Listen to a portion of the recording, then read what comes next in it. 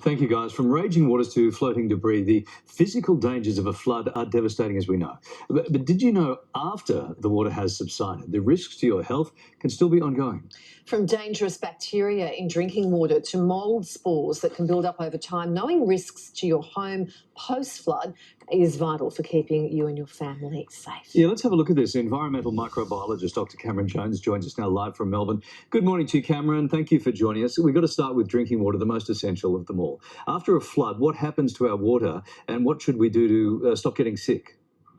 Yes, good morning. This is a really important question. If you come back to your property and you turn on the tap and there's a strange colour or an odour, that's due to all the suspended solids that get into the water supply. And often this is because the standard methods of disinfection, chlorination, are unable to deal with all of this. So boiling your water is, of course, a great idea, but it's not going to deal with these suspended solids.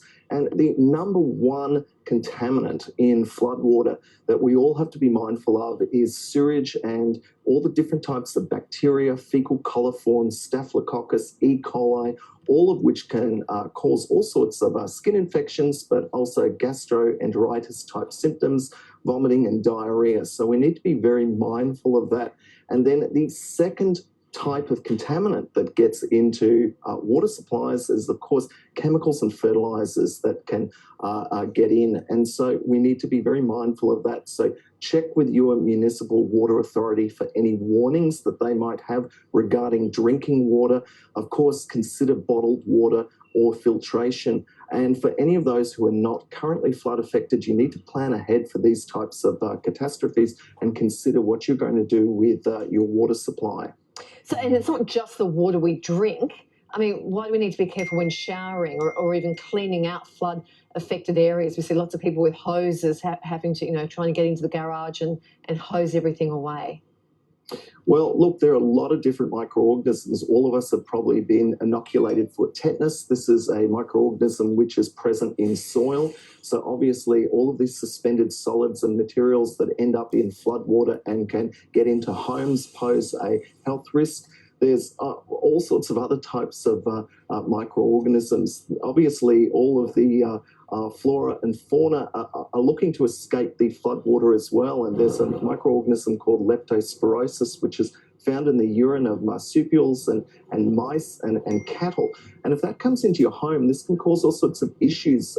Obviously gets into your system through cuts and abrasions. So you have to be particularly mindful, even when showering, to be aware that the water supply may not be as perfectly chlorinated as we're used to. And it's important then anyone who is undertaking disaster recovery wears appropriate personal protective equipment. And obviously it's a no-brainer that you want to be wearing masks and disposable gloves. But certainly if mould becomes a problem and there's a strong odour, obviously a respirator with proper cartridges that can stop particulate matter are preferable even to the N95 masks that many of us have become so familiar with during COVID.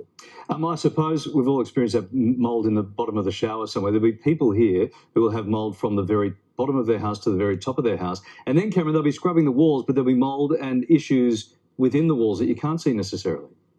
Well, that's very true. And certainly with disaster recovery, everyone's always most concerned about the habitable space. That is the four walls, the floors and ceilings that you can see.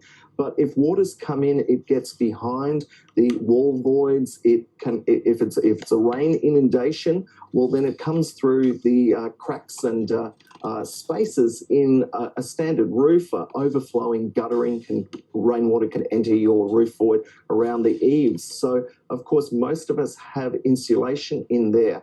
And this is an absolute disaster when water gets into your porous insulation, because that's where mould, bacteria, yeast, and all these other pathogens are going to thrive.